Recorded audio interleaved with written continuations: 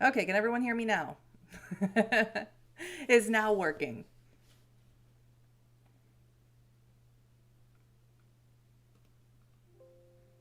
Yeah, the technical gremlins are gonna get me.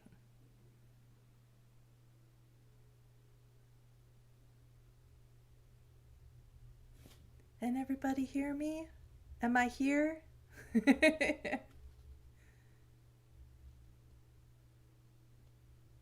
Is that a yes? Okay, awesome. And you can let me know how the volume is. I'm actually gonna put this back up because I muted this master volume here. It is quite loud. I'm gonna turn it down just a smidge. And you can let me know if that is also too loud, this background music, because I find it extremely like bombarding in my headphones anyway.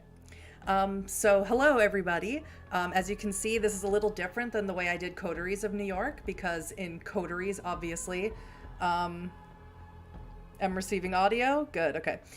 In Coteries, obviously, I didn't have a webcam at the time, and I obviously didn't have a green screen at the time. So here I am, green screen. webcam like a professional now. I'm a little cramped where I am, but you guys can't tell because I have a green screen, so that's super good. And yeah, I am so absolutely ready to play this game. I am so excited.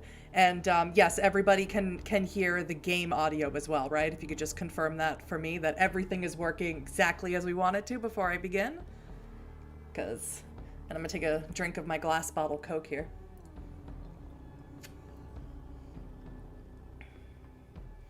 Oh, thank you.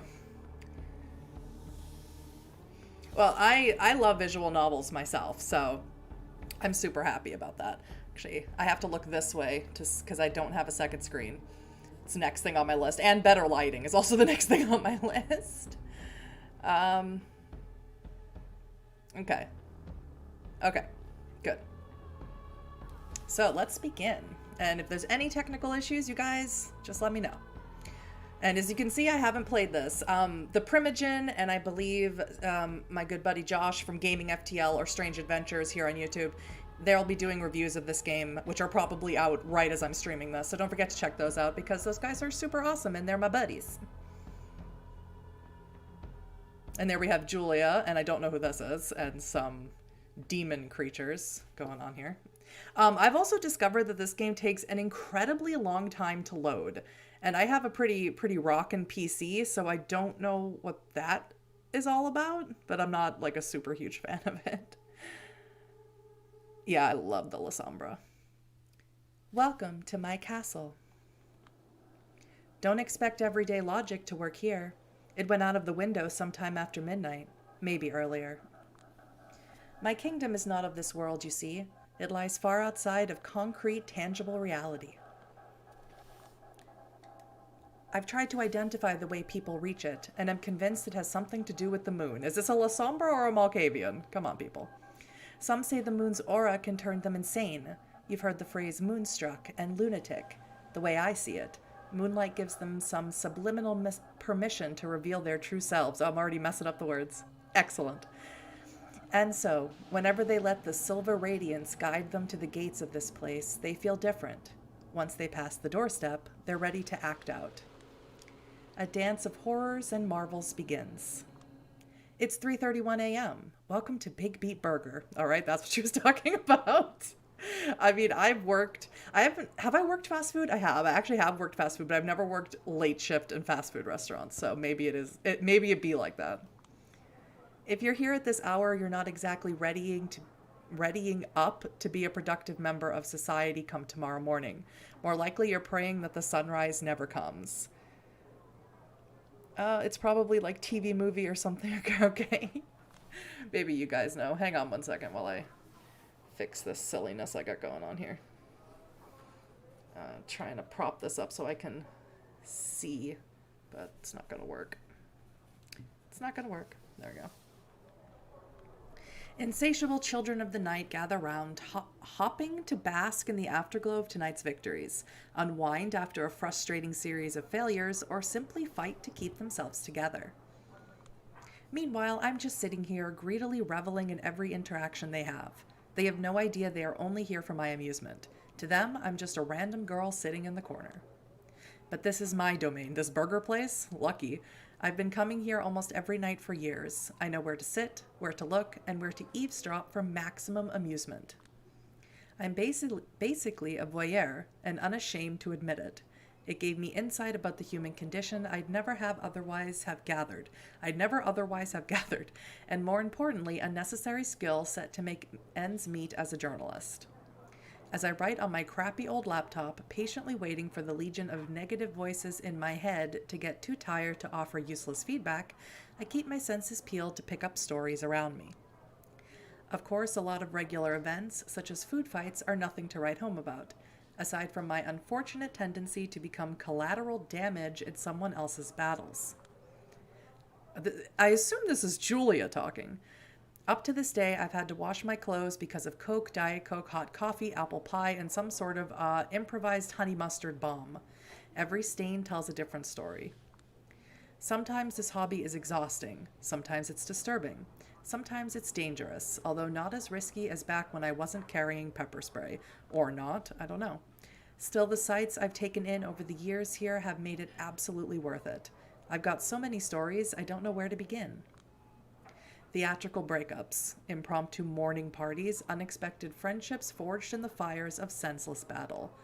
God, she's very verbose, isn't she? A lady in a gorgeous Givenchy, I don't know how to say that, dress ordering a box of takeout chicken nuggets, paying in cash with her hands completely covered in blood. She was asked if she wants a napkin. She said no. Two thirsty macho dudes shamelessly going for it in the corner, hushed moaning filling the lobby while everyone around valiantly fights to act as usual and maintain an illusion of normalcy.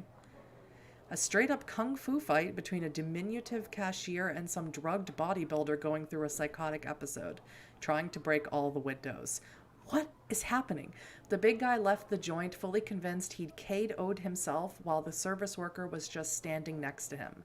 Seemed proud of his victory, too. A middle-aged hag getting a heart attack after screaming her lungs out not to let Muslims near her food just because she saw a white girl wearing a hairnet behind the counter. My God. A masked couple robbing the restaurant of 30 hamburgers, forcing the employees to cook at gunpoint. Police later said those were art students reenacting some hipster book they read. This is life. And she did nothing. She just watched all this happen. This is humanity at its worst and best. This burger joint. This is the noise that serves as the foundation for my creativity. This is the soma that keeps me going. This is sigh. As pathetic as it may sound, these days, this is the only place where I feel alive. Now, I'm aware that Julia is supposed to originally be from Poland, but I'm not going to do a Polish accent. That's not a thing. Outstar is a lovely person. I wouldn't want to offend her by doing that, and I wouldn't. I don't think I did any non-American accents when I did Coteries of New York, so I'm not going to do it. It's just not going to happen. Sometimes I think of myself as a leech, because you are, feeding on these people's stories, emotions, and personalities just because I'm not satisfied with mine. At times, I think of my psyche as some kind of shitty postmodern construct that is fundamentally incapable of honesty, but only yearns for something felt and truthful. I'll save my comments about this for a second. Does this even make any sense? I look at the screen of my laptop, 3:47 a.m. At this point, I'm almost somnambulic, but nothing interesting has happened yet. Feels like all the customers are watching each other tonight, hoping for the others to provide a fun diversion. This is my turf, you parasitic douchebags. Next time, go find your own. Think it's time to call it a night. The coffee I always order so that they don't kick me out is undrinkable. Ugh, I reread the rough draft I've been working on for the last 6 hours.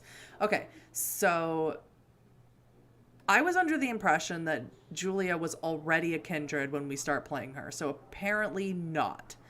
Apparently we're going to, I guess, play through her embrace. I didn't realize that. God damn, this is pure trash. I hold the backspace button until the Google Documents page is nothing but a calm white slate and let out a sound of deep relief. My Polish accent is probably sounding dorky when I speak English. No, I don't want to do a Polish accent. Don't. I don't want to. There's no pleasure more intoxicating for a frustrated writer than ragging on someone even worse than them. And what target is easier than the dumb bitch you used to be 10 minutes ago? I check the time again. I need to go.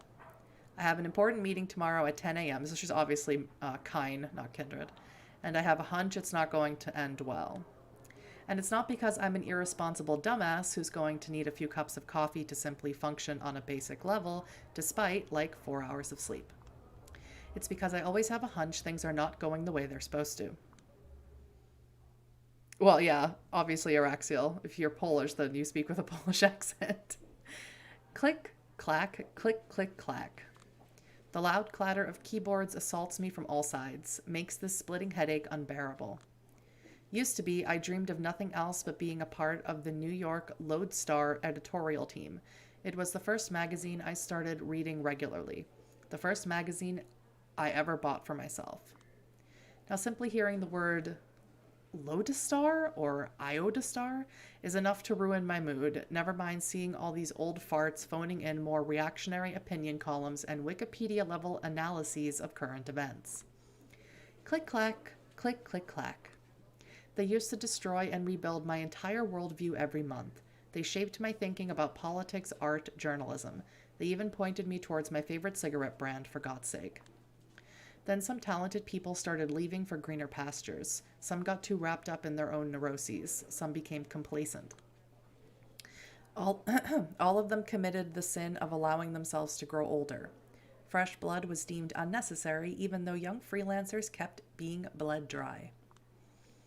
These days, whenever someone from outside Lodestar talks about Lodestar, it's because of a few idealistic contributors willing to accept meager pay while putting in serious work. Dumbasses. She's very... Okay. She's very critical, and she's one of those people who... And obviously, she's quite intelligent, but she's one of those people who defines themselves by their intelligence, and this is what the impression I'm getting. And anyone who does not meet her standards of intelligence is a dumbass or an idiot. And it's it's so brash. It's so like, you don't want to be around people like that.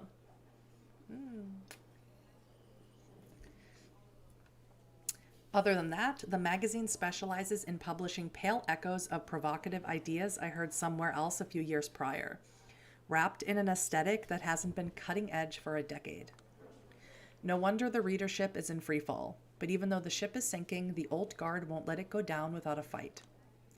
As in, if anyone from the outside attempts to board the vessel in hopes of fixing its course or its holes, they will be swiftly taken care of. I should know, been there, done that. As it stands, the only full-time staff member who doesn't make me regularly attempt to cringe my face off with his writing is Brian, apparently.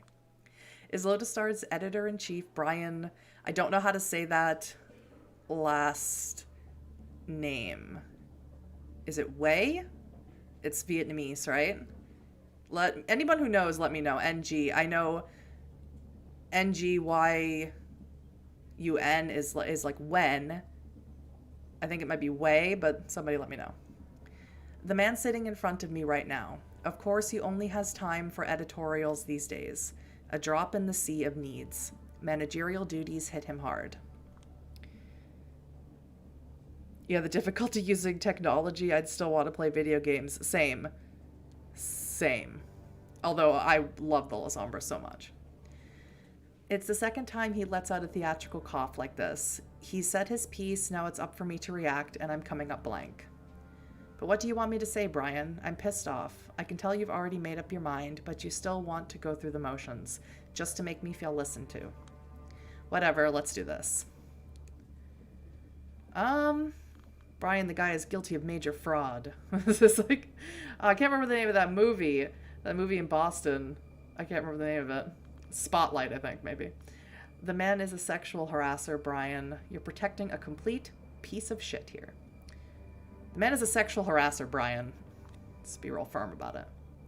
I feel stupid that I even have to say this out loud, but you're essentially covering up for a sexual harasser, Brian. No, I'm not.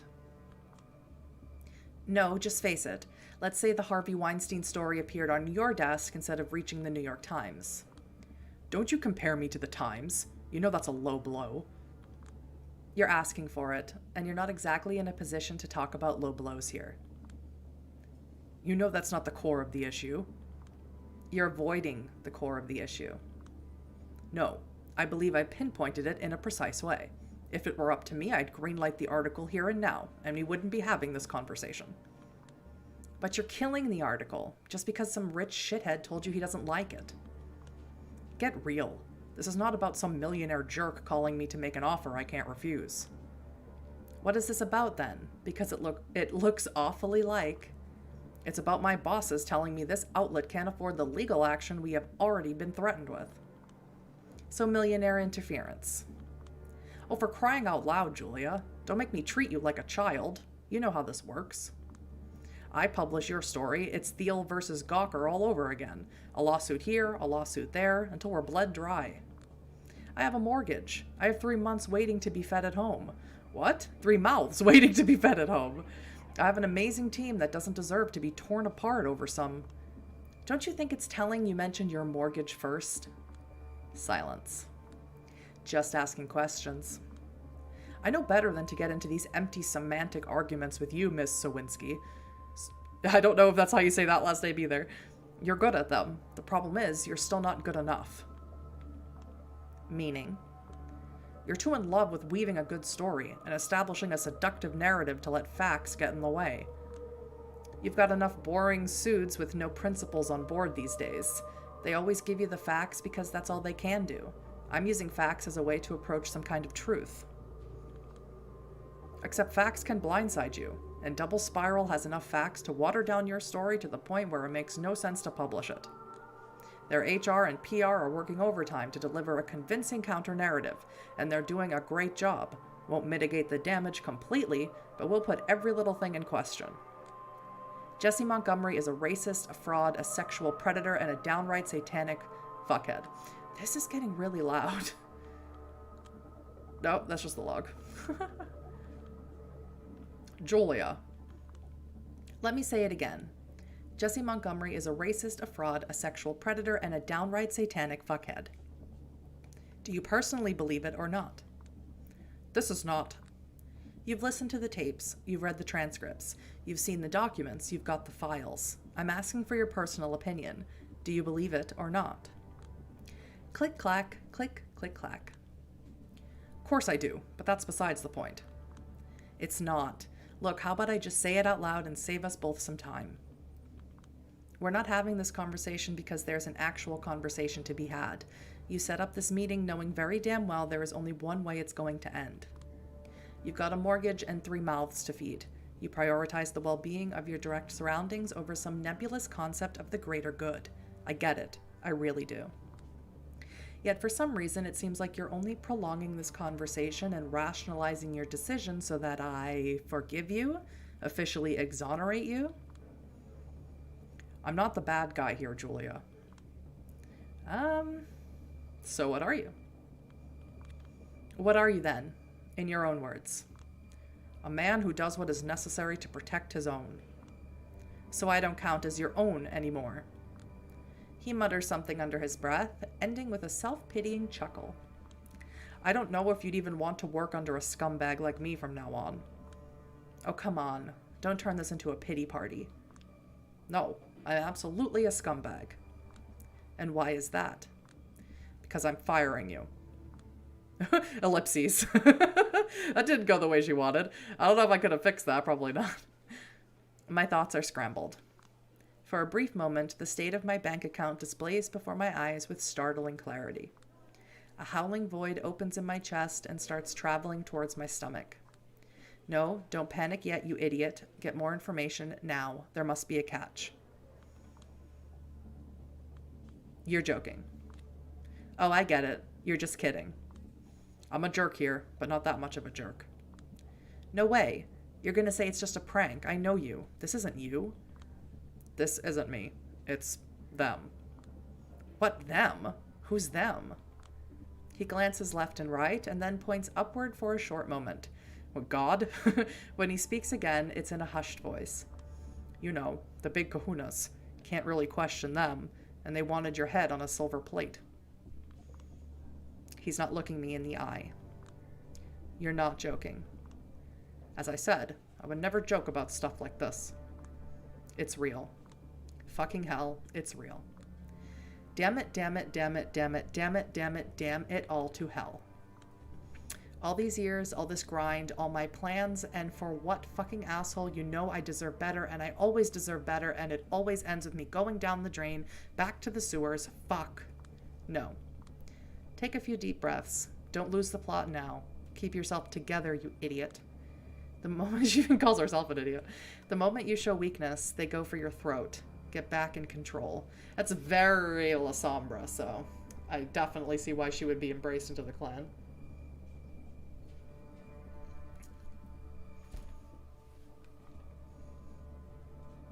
Hi, Victor. How are you? I didn't know they made a second game with this style of gameplay, but it definitely looks amazing. About an hour ago, I just finished the first one. Can't wait to see how it goes. Me too. Samesies. The moment you show weakness, they go for your throat. Get back in control, as I already said. You can't do this. I wish I didn't have to, but it's a lost cause. No, I mean, it's impossible. Julia. You can't fire someone who's never been hired in the first place. It takes him a few seconds to put on his "oh, I get it" face, let out a troubled gasp, and start massaging his temples. Lodestar has been my biggest source of income for the past few years, that much is true, but technically nobody has ever hired me here. It was all freelance jobs. A full-time position only served as a kind of dangling carrot, a promise of a decent pay grade, career perspectives, maybe even some kind of insurance to save my failing health. Ooh, failing health. Demean's not so happy about that, but that's interesting. And the recognition I would get for being a part of the Lodestar team, a position that everyone around me seems to respect aside from me. Then why did I want it so much? There will be time to mourn what could have been. For now, I should act like I don't care. You know what I mean. If I let you work, even under a fake name, it would be a guillotine for me. This is ridiculous. You know I'm going to start shopping the story around the second I leave this room, don't you? Of course I know. I told them. Any response? Let us worry about that. Well, that doesn't sound ominous at all. Click, clack, click, clack, click. I do wonder if I could get accustomed to one of these loud mechanical keyboards some people here love to use. Whenever I did my work in here, I was still expected to bring my own crappy laptop and sit closer to the lobby. Always on the outside, no matter how hard I tried to break in. A vibration in my back pocket. Feels like a bad omen. I decide to ignore it for now. I've been working on this fucking story for, I don't know, 16 months, on and off. I know. You kept cheering me on. I know. We have even agreed on the pay I'd receive. I know. I'm 2 months behind on my rent. No, wait, 2.5. I catch him off guard. He is momentarily taken aback and then gives me an empathetic stare. Don't you look at me this way. You don't have the right. I didn't know. Well, now you do. Look, if there's anything I can do to help. If you can't tell your big kahunas to fuck off, I don't think there's a single thing. Julia. I pull out a smoke and light up. Gotta get back in control. Please don't do that. There's a smoke detector in here. No worries. Nick turned it off a few weeks ago. Probably the most creative thing he's done in the past 5 years. Good old Nick. The perfect 21st century cinema reviewer. Never has an original thought of his own, and relies on his purely algorithmic taste to stay likable. And the best thing is, it works. Funny, I used to dream about his job. It was Brian who killed this dream, making me realize Nick won't be unseated anytime soon, and offered to teach me the ways of an investigative journalist instead. Wasn't the career I ever wanted to pursue, but to my dismay, I turned out to be surprisingly good at it, until this Montgomery thing happened. Serves me right. Lesson learned. Should have pursued my dreams instead. Stop it. Nicholas is a good friend, a respected critic, a member of my team, and put out that smoke. People tell me I let you step all over me. Why do I even let you act this way? Because you once told me honesty is most important in a mentor-student relationship, and that it works both ways, and because I thought we were friends. He bites his lip and stares sideways to avoid my eyes. At the end of the day, bosses aren't friends. Must have been a terrible mentor if I didn't even teach you that. You are still responsible for me. Oh no, you're not getting off this hook that easily. You're still my mentor, and I'll make sure you take responsibility. You're getting rid of me, at least point me in the right direction. I need to get my shit together fast, and I can't do it on my own. Fair. I might have failed as a guide, but I will do what I can not to leave you stranded, okay? There are options. None of them are a remedy for all your troubles, but... Ugh, wait a second. Another vibration in my pocket, another foreboding feeling. Yeah, get used to not... Use the cell phone while you can, because Lasombra have a real hard time with technology. This time, I reluctantly take the smartphone out of my pocket. If it has to rain, why not let it pour? A new email. It's a lengthy one. And the sender? Speak of the devil. No, no, no. This can't be. Christ. I just got an email from Mila Lopez. She claims she's been laid off from the double spiral, same as Mike Antonoff and Jared Rivera. What? What happened? I'll spare you all her insults, okay? The key thing is, it seems their HR knows all the confidential information about my journalistic investigation and used it to shut everyone's mouth. Hell, apparently Montgomery walked up to Lopez as she was emptying her desk and told her to thank me for being a, quote, dumb and careless cunt. Brian goes pale. I think he has a very good reason to. You fucking scumbag. You outed my sources? What? What? Of course not. What are you even saying? Oh, don't you dare play coy. It must have been either you or me, no one else, and you know the way I work. My investigation was basically untraceable, both on and offline. Carefully picked meeting spots, encryption upon encryption. Every direct quote rewritten 5 times, just in case. All sorts of red herrings scattered around. I know my shit. You know I do. And this timing? Did you just pass a flash drive to your beloved big kahunas during a meeting as a sign of goodwill? Look, I get you're upset, but why don't we just talk this through? Calmly. Okay, let's take it step by fuck you! Fury takes the wheel, and I'm just here along for the ride. I can't do anything about it. In a deranged way, realizing you're just a passenger in your own body feels liberating. Let's just see it all unfold. Calmly, fuck you, Brian. Julia! I've been paranoid for months and months, acting like everyone I didn't know was an assassin or a corporate spy. I know I haven't messed up, not in a way that would implicate all of them. You thought you could get away with this? I haven't done anything improper. Don't push the blame on me. So what, you're claiming it's my fault? Because you're never the guilty one? It's always the bosses, the economy, the obligations you have, and now me? You're being silly. Quit with this martyr bullshit. Calm down or I'll have to. You immoral shithead. You motherfucking...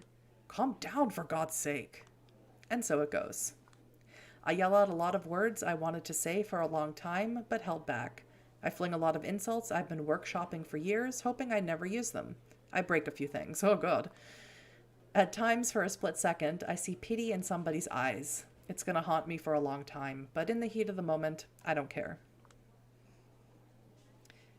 Yes, Hector, this is the first stream of Shadows of New York. It just dropped today at 7 p.m. Central Eastern Standard Time, or 1 p.m. Eastern Standard Time.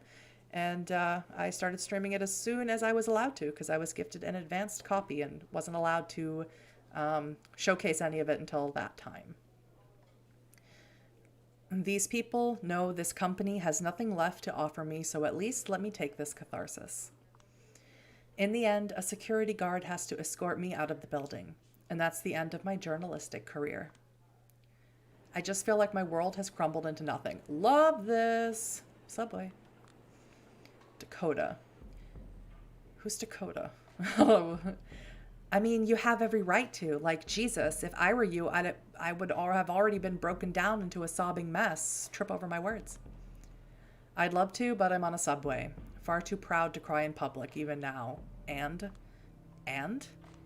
It's stupid, but I feel like someone out there keeps destroying everything I hold dear just to see my reaction. Like it was a prank show and someone was waiting to record me crying. So out of sheer spite, I'm doing my best not to cry. Fuck you, whoever and wherever you are. That's the most Julia Sowinski thing I've heard. Spite as the greatest motivator, huh?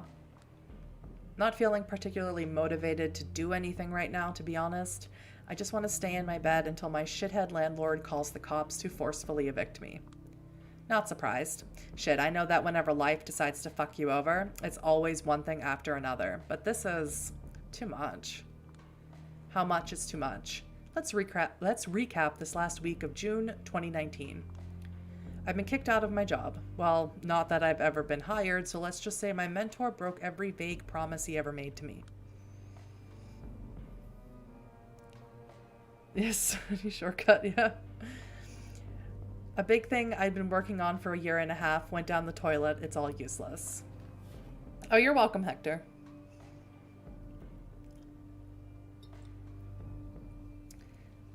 My boss didn't protect my sources properly, and now they keep trying to reach me through every possible channel to threaten me or just yell at me. And they have every right to react like that. All of my side gigs were shut down, nobody's replying to my emails, someone's been dragging my name through the mud behind the scenes, and it worked. I still have no idea who's sending these shitty messages around. I've been asking, but listen, don't worry about it. I'm not going to stand idly by and watch you get canceled by some mean-spirited, delusional... I said don't worry about it. I have 3 unread messages from my landlord. The message previews were stressful enough. A call came from Chicago. Apparently Dad has bladder cancer. Mom is in hysterics. She'd go crazy if she heard about my situation, so I have to pretend everything is okay whenever she calls. And she calls every day, and she just won't hang up before she offloads all her burdens on me. And I can't blame her because we all had to learn to cope with Dad's psychopathic tendencies somehow. I was robbed. All my documents and what little money I had, gone. Don't even know when or where it happened, and it's driving me crazy because I'm always extremely wary of pickpockets. The list goes on. I don't want to sound paranoid, but it really feels like a concerted attack. Paranoid is good. Anyway, I know you always hand-wave this topic away, but just remember that if anything happens, my place is your place. You don't have to get through it alone. I do. I've been a trouble... Sorry about sniffing into the microphone. I've been a trouble magnet, and as self-centered as I may be, I don't want it to affect you. I know. Listen, I have another call. All right, just call me if anything happens, no matter how dumb it seems, okay? And swing by whenever you can. I will. Thank you. See ya. I put my phone away, exhale, and blankly stare in front of me. Christ. I glance at my reflection in the window. Yeah, enjoy that while it lasts. Just to look at this idiot. God, whenever the situation requires me to dress formally, I still feel a bit like a child cosplaying as an adult. Should have just followed the dress for the job you want advice and continued dressing up like a trust fund kid who keeps partying on Brooklyn rooftops for years without a care in the world. It's only after a while that I realize the car is empty, unnaturally so. I start feeling uneasy, but someone enters my peripheral vision. Dun dun dun. Ooh, hello. Hello. And that's the last thing I consciously register. The world dissolves. Sweet. When I come to, I'm out of the subway, standing in a back alley I don't recognize. It's pretty dark. My eyes start adjusting, and I try to figure out what happened. There's a gun in my hand. A faint silhouette at my feet. It's not moving. Somebody stands in front of me, covered in shadows. I can't fully make out her face, but she's staring at me with visible intent. She speaks. Her voice is raspy and androgynous. Her tone hateful and mocking. I don't know if I can do that. Aren't you a nasty one? What is going on? Who are you? Don't play coy. My mind goes blank. I look at the ground. There's a body riddled with bullet holes, and I recognize who it is. Is it Brian? The corpse, belongs to Mike Antonoff, one of the double spiral whistleblowers. My source. He was just threatening to get back at me a few hours ago. Before I can feel even the tiniest bit of compassion, I face a terrible realization. They will think I'm guilty. Oh my God, am I guilty? How is this real? What happened to him? Listen, what happened to this guy? This guy? Again, don't play coy. You knew him. He was mad at you. You started telling him sob stories about your situation. He wasn't having none of it. You got mad. Things escalated. He died. This isn't true. It's plausible, but that doesn't make it true. Or does it? This is just a nightmare. It doesn't even make sense. It must be a dream. And if it isn't, the person in front of me must be responsible. There's a faint voice in my head screaming that it's her world, that I'm just living in it. What the fuck have you done to me? Nothing yet, but I'll do what I can to get you locked up for life. This is a murder in the first degree with special circumstances. Her detached voice and nonsensical tone only reassures me this can't be real. I refuse to believe it is. Before I even manage to think this through, I point the gun at her. If I did murder him, you wouldn't be acting like that. You wouldn't be standing in front of me. You'd be running away, calling the police, begging for help, yelling that I'm a psycho. Oh, you are a psycho, but I'm not a coward. I won't let you walk out of here alive. This doesn't make a single lick of sense. Tears well up in my eyes. Why are you doing this? Because sometimes one has to confront what they're really made of. There's no two ways about it. She's got to be nuts. Slowly but surely, she starts walking towards me. Stop right there or I'll shoot. Go on. It's the only way you can get off the hook, isn't it? The only way you can survive. But you will definitely prove you are the monster I claim you are. What the fuck is this tone? So controlling, inauthentic, patronizing. I'm serious. For your own sake, you'd better be. She keeps getting closer. Maybe I did kill Antonov. Maybe I don't deserve to live. Maybe it's less tiring not to live. Maybe I should just let her take care of me. Maybe I will just wake up. Or maybe this insane reality needs to be rejected as violently as possible. Maybe a world that wants to destroy me deserves to be destroyed. She's right in front of me. It's now or never. Okay, guys, so here's a good decision point here. Shoot her or don't shoot her. I'll let you know. I personally vote to shoot her. Because why not? But I'd love to hear what you guys say. Shoot her or don't shoot her. And I'm going to switch my Coke out for water. Because that voice hurts my throat.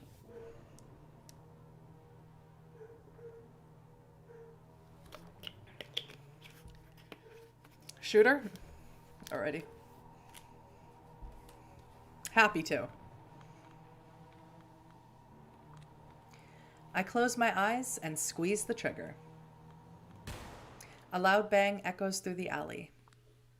Ellipses. Yeah, shoot her. Test thing from the Embrace. Her will is being tested, that's what I figured, so I wanted to shoot her. God, I love the Lasombra so much. Any clan I would want to be embraced to would be Lasombra, even if I had to give up technology. At least for a little while until I was, stronger. I'm afraid to look at what I've done. I've been to a shooting range once and felt absolutely horrified by pistols.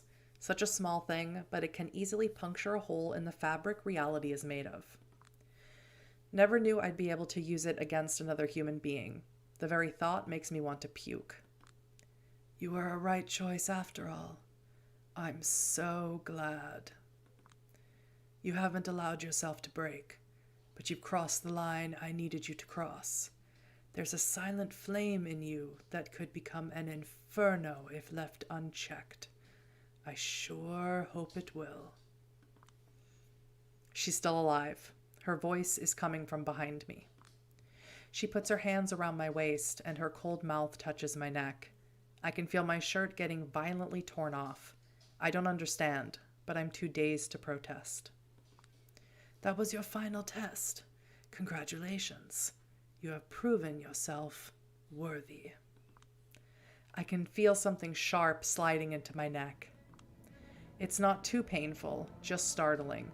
Think, a doctor pushing a needle into your vein without a proper warning. Then it hits me. Pure bliss. The dopamine receptors I've considered completely fried until now suddenly recover and start bombarding me with pleasure I've never known before. I finally let the tears go. They come flooding. They've been waiting for years. It's such a relief. Is it raining?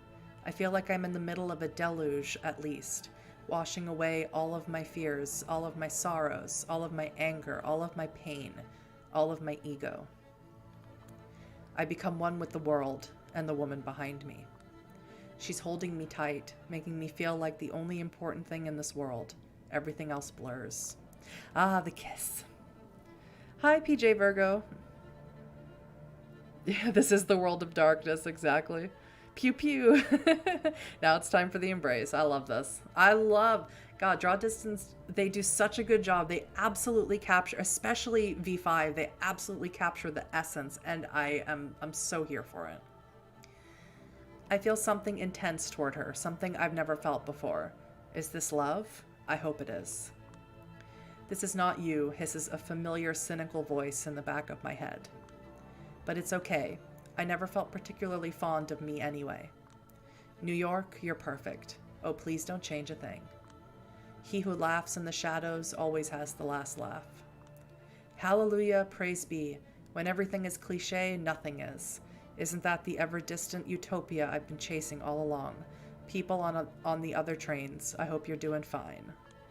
God, shut up. Just enjoy it. You finally understand. She's making love to me. She's giving birth to me. She's burying me. Pretty sure I've been dead for a while. I'm pretty sure I could stare at my own corpse in her hands from a distance, for a moment, somehow. And then I'm alive again. She lifts her mouth from my neck. No, wait. I taste blood in my mouth. Was I drinking her blood too? I realize that whatever this was, it's over, and I have to bask in the afterglow while I still can. I also immediately understand that I'm going to chase this fleeting feeling for the rest of my existence. Finally, she lets out a whisper, which concludes the ceremony. No matter what happens next, don't forget, you're a monster. But you are lucky enough to be born into a world of monsters, so don't you ever mourn that fact. Embrace it. And we got an achievement, Shrouded in Shadows, which I don't think pops up on the screen. Okay, that was really good. Did everyone enjoy that embrace? Because I certainly did. I was having a great time. This game definitely looks a lot more detailed and animated than the first one. Absolutely, it looks fantastic. I've been just fine, PJ Virgo. Thank you for asking. God, that was so good. Awesome. Got chills. Sip my Coke. That was a bit of a longer introduction, I think, than Coteries of New York, but I actually can't remember. Yeah, 45 minutes. I love our sire already. Once again, I find myself in Big B Burger.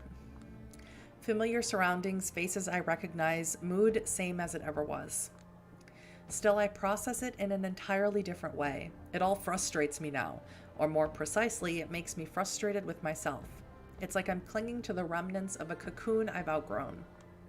Ugh. I love Ozzy. That's way better. That's way better than what she was wearing before. That's so good. It's so good. So Lasombra. It's the same with these cigarettes. I don't need them anymore, so why do I keep holding on to them? Fucking hell. It's like I refuse to accept that I'm something better than I used to be. A vampire. Dictionary updated. What, for vampire? Which one's the dictionary? This one? Oh, okay. Well, we haven't heard these words yet. Embrace, sire. I don't need these. Mine was Karen. How did we know? She never said that. Hang on. Sire. The one who makes you a bloodsucker. A vampire's name for parent. Mine was Karen with a C. Oh no, she was embraced by a Karen, everyone. That's terrible. How unfortunate. Just 2 nights ago, I met Karen, okay? She embraced me, by which I mean she turned me into a kindred. She calls herself my sire and me her child. Last night, she taught me the basics of survival. Drinking blood, manipulating humans, bending steel, controlling shadows. Bending steel, I assume, potence is what she's referring to there. Yeah, I agree. Having 1 character as opposed to 3 allows for more complexity and more exploring her background. Yeah, I know. Her name's Karen. I can't get over that. Tonight, I expected more lessons. Instead, she just told me to go out and enjoy myself. What's the catch? I asked, to which she responded, I might kill you if you prove to be a disappointment. A solo Lasombra. There are a few rules. I have to uphold the Masquerade. I can't contact anyone I knew as a human. I can't let anyone realize I'm not human anymore. I can't embrace anyone, and so on. Otherwise, I'm free to do whatever I want. But for some reason, the first thing I did was come back here. Old habits die hard. And what's really awesome by the way, is we're playing a Lasombra, a newly embraced Lasombra in the Camarilla. So that I love. I love that idea entirely. Karen is probably watching me from somewhere even now. The way I understand it, tomorrow night she is supposed to introduce me to the Camarilla, a local society of vampires. Turns out they are the ones who have been systematically ruining my life lately, all a part of some secret evaluation that I barely passed. Just imagining the reach they have makes me dizzy. After they destroyed the old me that I barely cared about, Karen rebuilt me anew. On one hand, her test left some scars that will take some time to heal. On the other hand, maybe I should just be grateful? I am snapped out of my thoughts by a sudden scream. Some douchebag yelling about his french fries not being salty enough. I think this is my cue to leave, permanently. Goodbye, BBB. Hope I never see you again. I'm destined for greater things, you see. Oh, okay. And here we go. Is it frozen? Is it frozen? Ah, okay, there we go. It wouldn't let me click for a second. All right, so we have the risks of swiping right. This Tinder addict smells like a bit of a loser, a wannabe intellectual, a perfect source of nourishment. Dance macabre, time to swing a little more on the devil's dance floor, the club beckons. And retributive justice, a meathead bully and his unfortunate victim. I probably shouldn't interfere, but what better chance could I find to test what I've become? If anybody knows where they want to go, you just let me know. I personally, I'll let you know where I want to go. I would like to go to Dance Macabre, I think. I'd like to go to a club, but everybody let me know where they would like Julia to go feed so we can see what it's like when she feeds for the first time. And there's the Lasombra Clan symbol right here, just in case anybody didn't notice. I love it. So excited. Yeah, I want to speak with the manager clan.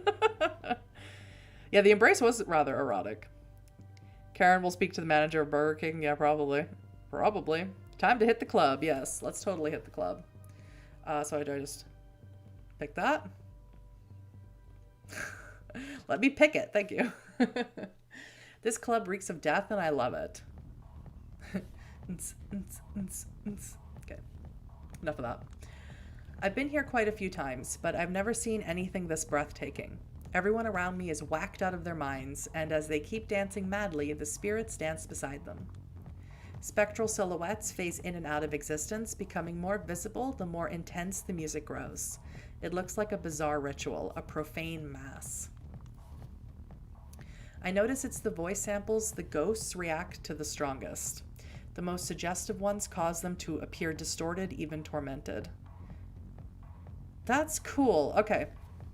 Again, this is based off of V5. So Oblivion is the power. The Lasombra no longer have obtenebration, they have Oblivion. And it's a power that is also shared with the Hecata clan, which is the former Giovanni and Cappadocians and Harbingers of Skulls and things like that. All wrapped up into one clan of death. And they also have Oblivion. And it's... and what's cool about it is that, you know, mostly the Hecata use Oblivion for wraith things, for death, decay, that sort of power, and the Lasombra tend to use Oblivion. They tend to tap into the Abyss, where they use shadow powers. But there is nothing in either Cult of the Blood Gods or Chicago by Night where these things are sort of laid out. There's nothing in there that says that Lasombra can't do what the Hecata can do and vice versa. So the fact that that Julia would be able to see ghosts and things like that would be very interesting. Use of her Oblivion power. Yeah, she's seen ghosts already. I think it's pretty sweet. Spectre. That's awesome. Look how cool that is. And is it a spectre or is it a wraith? Because there's a huge difference. And if you don't know the difference, you should totally check out my Wraithy Oblivion lore videos. It's as if something was struggling to be born out of the harsh sounds, and the dead were hoping to be reborn alongside it. They're all uneasy, quivering with desire for something far beyond their reach, probably the same as when they were alive. Sometimes the living dancers spot their dead counterparts. It's usually the most manic ones who notice something out of the corner of their eye for only a split second, but never realize what they've glimpsed. Some apparitions dance to a completely different tune than the rest of us, one only they can hear. Those seem the saddest. The spectacle is eerie. At times it's unbearably melancholic. Above all, it's beautiful.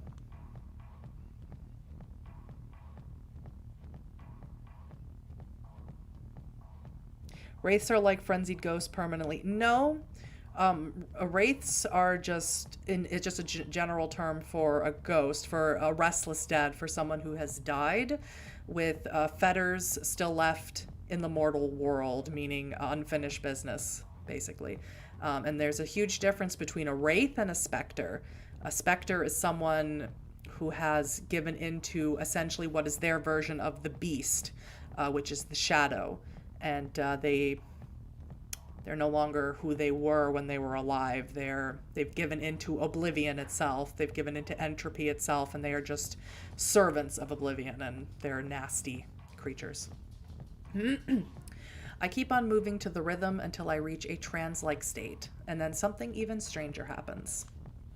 Every now and then, when I brush against someone, a fragmentary vision appears before my eyes.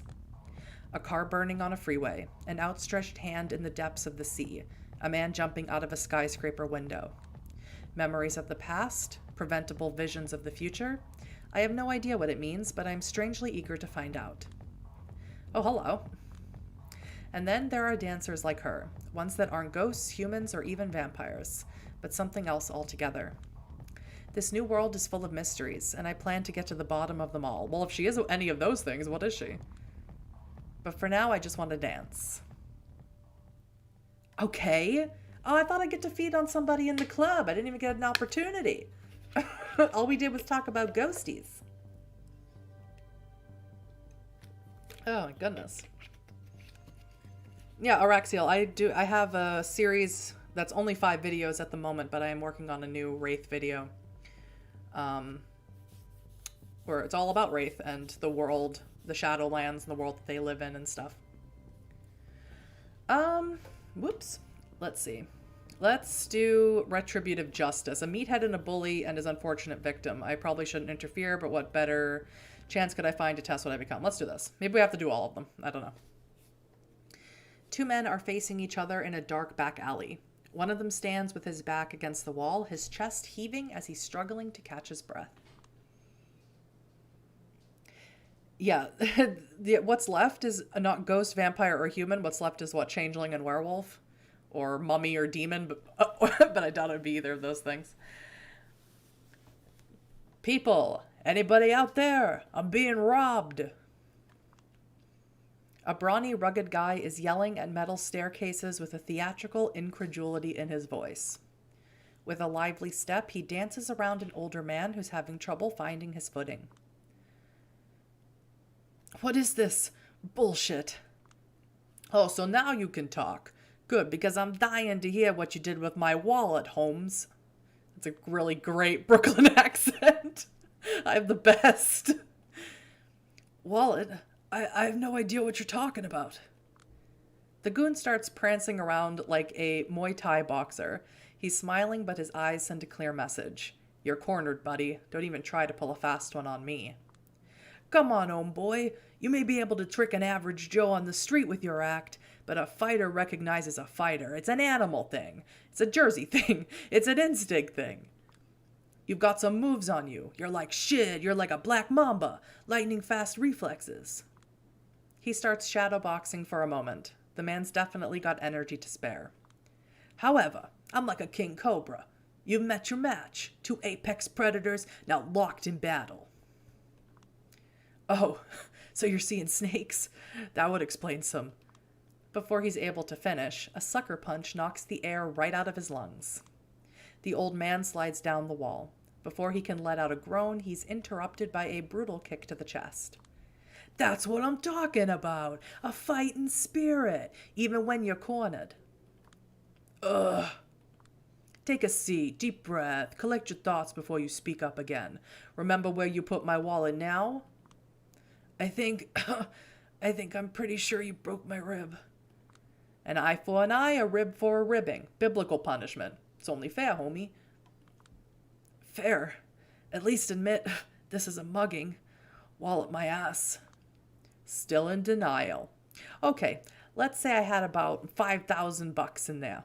Give me $6,000 and I'll let you walk away, relatively unharmed. So you admit it. Admit what? That this is not about proper compensation. This is a robbery. Look, buddy, this is beginning to bore me. Unless you want me to go all Anderson Silva on your ass, give me what I want. Anderson Silva? Isn't he an MMA fighter? I don't know. I don't watch boxing or MMA or anything like that. Guy shows up as Goon, no name. Yeah, I'm sure it's gonna be... I'm sure that's really gonna go off well for him.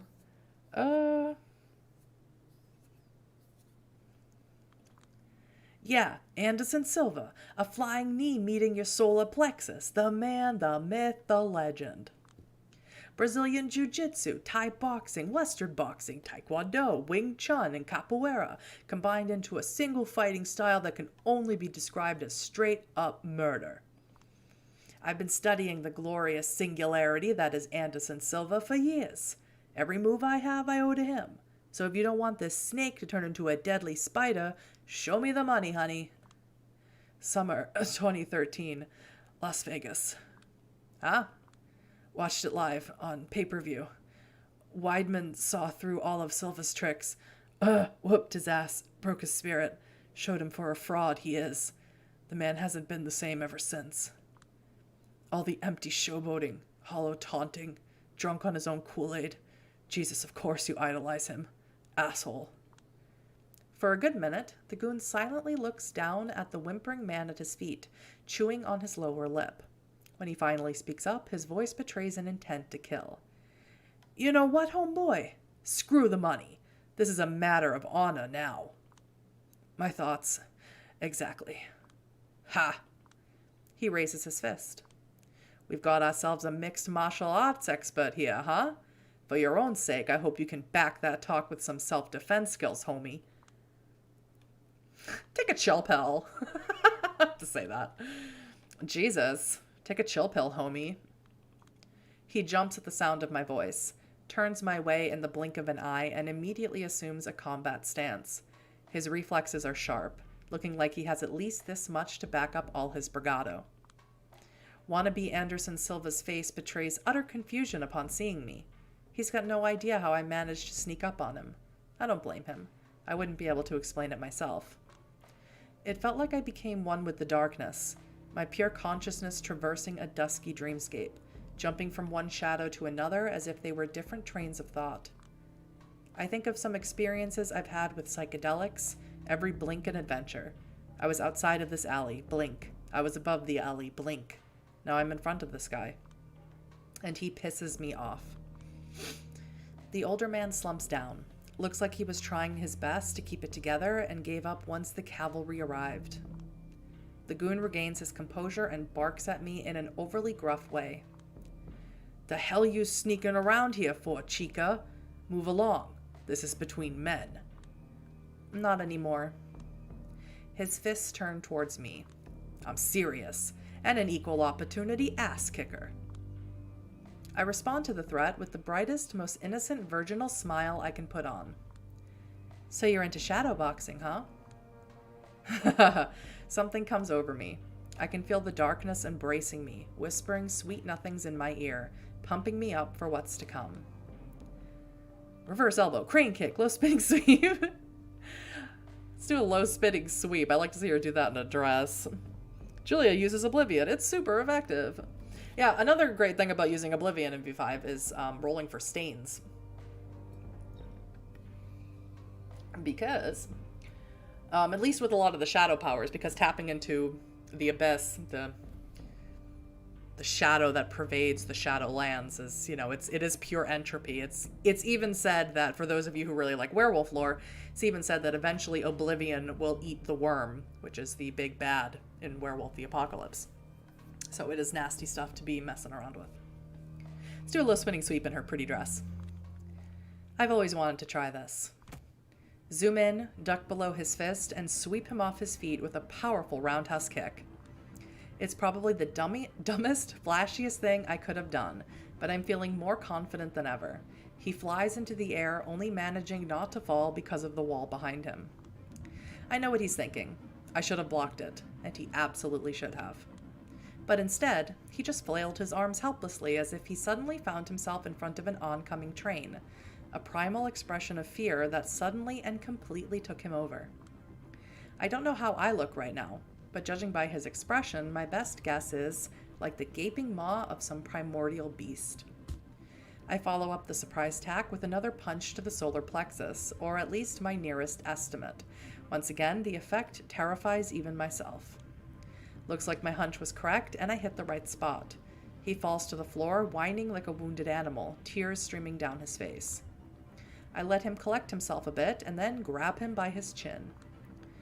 Learn to choose your battles, homeboy. Let me go! For Christ's sakes, just let me go! I kick him in the direction of the alley entrance. He staggers off, quickly disappearing from my sight. I check on his victim. Looks like he's conscious. Wow, you whipped his ass, girl. But he hasn't noticed anything out of order. Good. I was getting worried I might have overdone it a bit. That woman did say that keeping a low profile will be crucial if I want to survive. You all right? Need help? He managed to stand up. His smile is strained, but it suggests he's fine, or at least trying his best to seem fine. No, you gave me all the help I needed, and then some. Thank you, Miss... What's your name? Jessica. Thanks, Jessica. I was worried for a second, but this asshole's bark was worse than his bite. He's probably in worse shape than me right now. I guess that counts as a victory. I'd better get going. My wife is probably worried sick, but before that, if there's anything I could do to repay you... Wallet, please. I'm sorry. Oh, God. I'm not going to say that, but that's hysterical.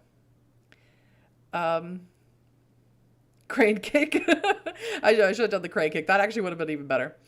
Julia's look reminds me of the actress Fruza Balk. Yeah, from The Craft and that Adam Sandler movie that I can't remember. She would be good casting for it.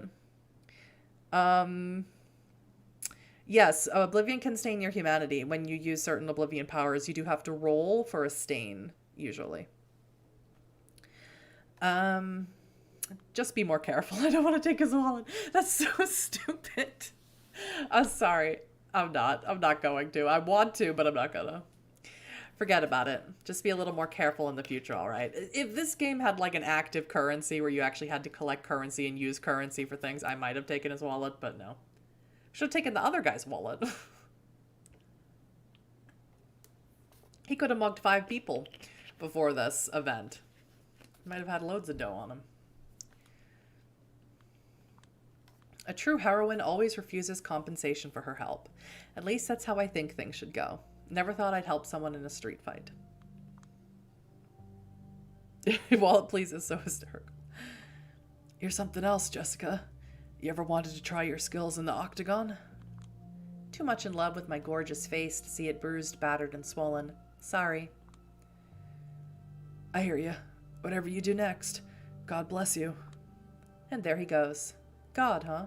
I feel like one right now. No more worrying about being out after midnight. No more feeling uneasy whenever I spot a shady asshole across the street ever.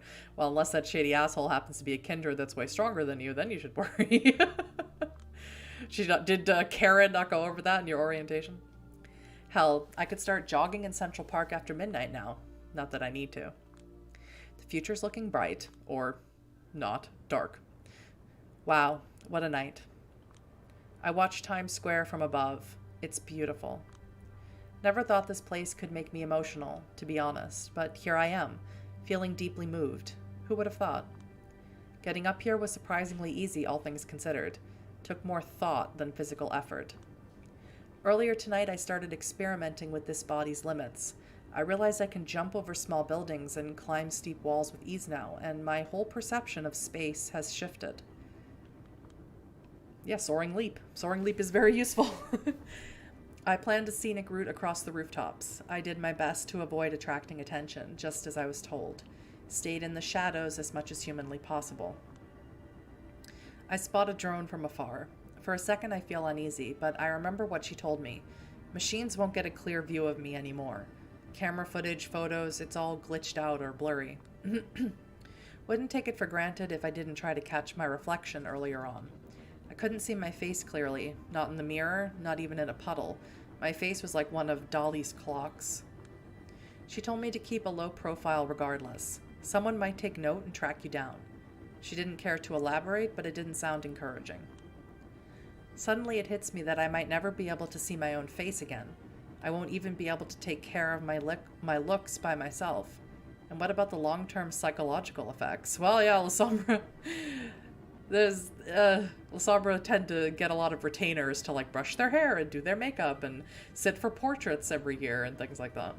To try and keep that psychological thing down from not being able to see their own reflection. A knot of anxiety tightens in my stomach. Jesus, this is probably just the tip of the iceberg. What else is going to change? Calm down. Wait a second. These past few nights have been the best of my life. For years I was on a downward spiral. Failing health. No future. A feeling of overwhelming powerlessness. Now everything has been flipped upside down. A total paradigm shift. A bad ending is no longer the only option. I'm actually looking forward to tomorrow. I forgot how that feels. Where it used to stand at mere seconds to midnight, the doomsday clock has been effectively turned off. A cold breeze brushes my cheek. As stupid as it sounds, I choose to read it as the world telling me to chin up. I can bend anyone to my will. I am capable of superhuman strength. I am a master of shadows. Gosh, she's a little full of herself, isn't she? I can do anything. Tomorrow night, I will be introduced to my duties. If everything goes according to plan, I will become a New York City representative of Clan Lasombra. Whoever they are, whatever that means, I have no idea what to expect. But tonight is tonight. I'm free. All my worries from a month ago feel like they belong to someone else. Finally, things are looking up. Another achievement, a celebration of power. Alrighty, that's pretty good. Daddy vibe to me. Ooh. That victim gives a kindred vibe to anyone else. Maybe a thin blood, maybe. Aren't Lasombras are kind of obsessed with their portraits in previous editions of that? I mean, yes, that is true. That is absolutely true, Arexial. Obsessed with portion. Even hiring Samichi to fleshcraft retainers or ghouls to look like them so that they can see their own reflection in their ghoul. Which, in general, the Amici Noctis, they sort of put a kibosh on that. They said don't do that anymore. I would want to be a Lasombra. Yeah, so same. March 2020. Back at it again at Big Beat Burger. Thought we weren't coming back here. Familiar sounds, familiar smells, familiar faces. Oh, no smoking. And a cigarette in her hand. Such a rebel. Yet again, I'm recalling that night when everything finally seemed to change for the better. Oh, I guess she's not wearing a dress. I guess it's shorts. I thought it was a dress. I mean, it's not like I wasn't expecting everything to go back to the old depressing normal. Even in the thick of it, the rational part of me recognized my state as temporary. But with these highs, there's always a hope it won't end. Or maybe that an ego death will finally occur. Be satisfied, you stupid fucking bitch. I command you. Here's all the logical evidence for why you should be satisfied. Here's the obvious direction for your life. And here's a detailed explanation of how you should treat the people that care for you. No dice. I always fall back into the same old habits. It's like they were encoded deep in my DNA. The aimlessness, the powerlessness, the spiritual exhaustion. These goddamn fast food trips. The stupid fucking self-loathing, now amplified whenever I drink somebody's blood. Maybe I should just blame it all on the misfortune of my birth. You do this social climbing until you disassociate, and then you are just this untethered, constantly frustrated ball of dumb desires. Except I'm sort of immortal right now. I need to figure out what to do next. I watched this obscure Asian movie once. Eli, Lima, so I can't speak Japanese. Sabachani, starring Tadanobu Asano, one of the coolest guys in the world. He plays this Merzbow-like figure, a legendary noise musician. There's this mysterious virus spreading around the world, causing despair and mass suicides. A rich CEO's granddaughter... Doesn't this look fabulous, this background? Like, I'm having trouble reading it because I just want to watch this sun, whatever this is. I love it. And it sort of looks like a blood sample under a microscope for a second. I love it. A rich CEO's granddaughter gets sick and longs to die, so he spends a fortune searching for the cure. Turns out Asano and his friend, played by this violent onsen geisha guy, are traveling through Japan, searching the corpse-strewn towns and fields for any unique item that can produce beautiful sounds. As it turns out, the avant-garde walls of noise they create are able to heal the infected. The CEO begs the band for help, offering them all the money they want, but for some reason they refuse. Through a series of flashbacks, concerts, and vignettes, a mystery unfolds. Eventually, we realize that Asano's music is not just a remedy. It's also a cause of the virus. Whenever it connects with people, they get this hunger for more, extreme, more novel experiences. And eventually, they hit a wall. Nothing can satisfy them anymore. They lose their will to live. Not even the musicians are spared from this curse. They know the end will come sooner or later. The girl is saved by a mind-blowing concert, but the tragedy is merely postponed, not averted. The last shot of a Jesus-like Asano silently considering his role as savior and destroyer stayed with me. The form of the film is abrasive, little to no narrative coherence, some weird, cartoonish creative choices, the Japanese noise soundtrack, the very free-form and hard-to-understand weave of themes. But at this point, movies like this are all that truly connect with me. I'm the New York City representative of the Lasombra Clan now, also known as the Night Clan, also known as the Keepers. They are masters of shadows who cast distorted reflections and make modern tech go haywire in their presence. Last year, a few months before I was embraced, the Lasombra had joined with the Camarilla, the biggest and most traditional sect in the vampire world. The two groups actually used to fight each other, but our leader found some intel that made them reconsider their strategy, so they sent a diplomatic mission to parley with their historical enemies. The deal they got in Chicago was simple, an unlife for an unlife. For every Lasombra vampire allowed in the Ivory Tower, one Lasombra vampire has to meet their ultimate end. I still remember the name of the woman who met her final death so I could begin my unlife. Her name was Hester Reed, a sworn enemy of the Camarilla, a guerrilla fighter who spent decades opposing them. She was someone with far better principles than mine, from what I've gathered. Well, whoever she was, her execution by my sire served to convince the NYC elites to give us Lasombra a chance. I hope the stream goes hours and hours long today. No, it's probably going to go for another 45 minutes. Imagine Samichi flesh crafting someone so ugly and saying, "This is you." I mean, I'm sure they must have some vague memory of what they look like before they were embraced. Like someone who's really bad at flesh crafting. Hysterical.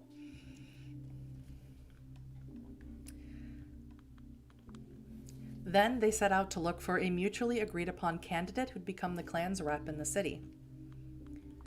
My sire searched for someone who gave the impression she was more than she appeared. The local court was looking for someone they could walk all over.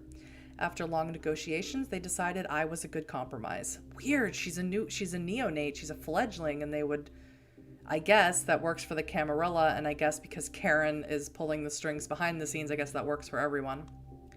They proceeded to systematically destroy my entire life just to make me show I was psychologically strong enough to join their ranks. The turncoat special, they called it. Somehow I succeeded. And that is a very common tactic the Lasombra use for the Embrace, is they will destroy somebody's life just to see if they can not only survive it, but thrive afterwards. And it eventually led me right back to where I started. Sigh. I stopped writing and put my pen down. Oh, it's the Scourge. Interesting. Will that be all? Yes, Miss Duval. I hope you enjoy your stay in London. Oh, I very much doubt I will. Just like every cultured person, I think the only good Englishman is a dead Englishman. Jesus Christ. Privilege, skim. Just get the hell out. Ellipses. Not interested in small talk with someone as sociopathic as her. I finished the formalities in silence. Valerie is the scourge of the Camarilla, in case anybody doesn't know. We learned that in Coteries. Oh god, Karen is the manager. I know. Is that the funniest thing? Paladin demos, their sire's name is Karen. That's a brutal law. One Lasombra in the Camarilla for death of another Lasombra. Yes. Yeah, that is sort of what Tally and the Amici Noctis sort of negotiated with the Chicago Camarilla. Not interested in small talk. Right, I already read that. That will be all. Tell Kadir I said hello and farewell. Oh, excuse me, I have the hiccups. Safe travels. Don't let the door hit you on the way out, psycho. Ah well. I'm the lone Lasombra in this town, and my representational role means jack shit. No title, no perks, no whatever. Right now, I'm the court's gopher, doing all sorts of work nobody else will touch. My main duties, being a sort of immigration officer. See, New York City is probably the biggest vampire travel hub in the USA, and definitely the biggest one on the East Coast. Almost every kindred arriving from Africa and Europe comes through here. The local Camarilla is nuts about bureaucracy and population control, so every vampire leaving or arriving in this town is supposed to check in with me to inform me about their travels. Well, in theory at least. The VIPs play by the different rules. They take care of this stuff through connections and servants. But for the smaller fish, I'm like a vampire Statue of Liberty, the first bloodsucker every kindred coming to New York City should see, on paper anyway. The first after the prince, or Kadir, the primogen council, these things vary. Yeah, I'm a naturally traitorous Lasombra, so they still prefer being traditional and hands-on about these things. As I said, at the end of the day, I'm just a gopher, and this work only serves to remind me I'm not quite in, just standing at the gate. They haven't even given me an office. I just meet everyone in public places such as coffee shops or this fast food restaurant. Some consider this an insult and lash out at me, but luckily most of them understand we're in the same boat, only here because we're curs who need to be reminded of our place from time to time. Speaking of, my last client is 15 minutes late, and I still have more errands to run tonight. This is getting irritating. To be honest, I should just find myself some self-respect and leave. But I won't. My sorry upbringing left me with this stupid sense of responsibility. 10 more minutes pass. Eventually, an unfamiliar woman appears by the door. She tells someone to stand by the door and walks in. And here she is. If anybody doesn't know, I made a video about her. This is most likely Catalina the Wise, or Catalina Weisse in Modern Knights. She is the sire of Christoph from Vampire the Masquerade Redemption, the 2000 game. And she's a Bruja anti-tribu. She's one of the founding members, or she was in the original Anarch Revolt when the Camarilla was formed and the Sabbat was formed, and she's awesome. And so excited. So excited to have that big reveal, because I'm like 100% sure it's her. Because if you didn't watch the video, she had her jaw severely injured before she was embraced.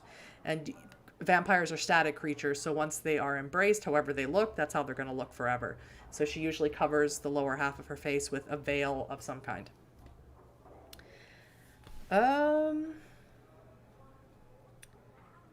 Let's see, sorry, I'm behind in the chat now.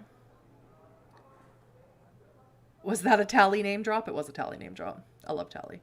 The Lasombra are officially part of the Camarilla. What happened to the Tsimichi? Is the Sabbat now defunct? The Tsimichi just vibe in Poland, yeah, pretty much.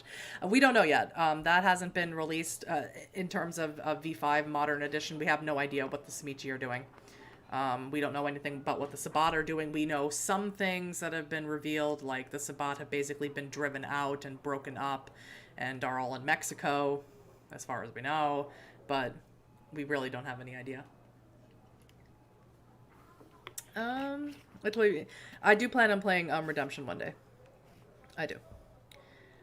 No Jaws music. On strike if the flesh crafting sucks. You mean if when they release like a V5 Sabbat book Paladin demo? I don't know. I don't know how they're gonna handle vicissitude. I really don't. I'm interested to find out though. Long chestnut hair, body stuck in her late teens by the look of it. A fashionable scarf covering most of her face, elegant clothes, dignified walk. Yeah, Catalina is very old. Like, she was embraced in like the 12th century or something. I signal her to sit in front of me, trying my best not to let my impatience show. She obliges. Took your time, huh? Let's just get on with it. No time for pleasantries. Name's Julia Sowinski. I hope you won't mind if I make it quick. I'm needed in Elysium. Name? Yeah. So I say Catalina Visa because that's it. The last name's German. It means wise. And here in Germany, you would pronounce Catherine like Katarina. So that's how I'm going to pronounce her name. But likely her name is Catherine Visa. Or Wies, maybe. I'm not sure how Americans would pronounce that name.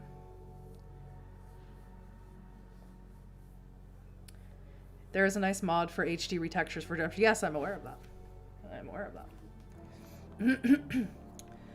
Huh, I swear I've heard that name before. Someone else's description of her crosses my mind. That weird lady who owns the art hole but is never there? Weird. So it is her. Catalina Visa, the owner of the art hole, de facto headquarters of the New York City Camarilla. For fuck's sake, Julia, what are you doing calling her weird right off the bat? God knows you've already made a fool of yourself in front of enough VIPs in the city. Recover. I'm sorry, it's just that I still don't know how many people there. I still don't know many people there, so I have to go by the descriptions I'm given by members of the primogen. I could try to do a German accent, I'm not gonna. Well, the description is mostly correct. Outside of that one word that slightly perplexes me, pot calling the kettle black sounds like. Oh, from what I gathered, it's just that your interests are rumored to be, not fully aligned with the Camarillas, and it irks some folks up there. Being a keeper of the Elysium is not enough for some, I see. I suspected as much, but what can you do? She seems chill. Good. Anyway, Catalina Visa, wow. Yes, want me to spell it? People often have trouble getting it right. Forgive my indiscretion, it's just that people of your stature usually don't bother checking in with me. They usually report their arrival to one of the primogen and they make all the arrangements. I'm trying to do a Czech accent, but I have no idea what a Czech accent sounds like, so I'm making it up, because she's from Prague originally. I heard Prince Panhard is busy with the preparations for her big party. I assumed that if I spared her some paperwork, she'd appreciate it as a gesture of goodwill. Besides, I wanted to meet the infamous Lasombra representative out of sheer curiosity. My interest peaked once I heard about her.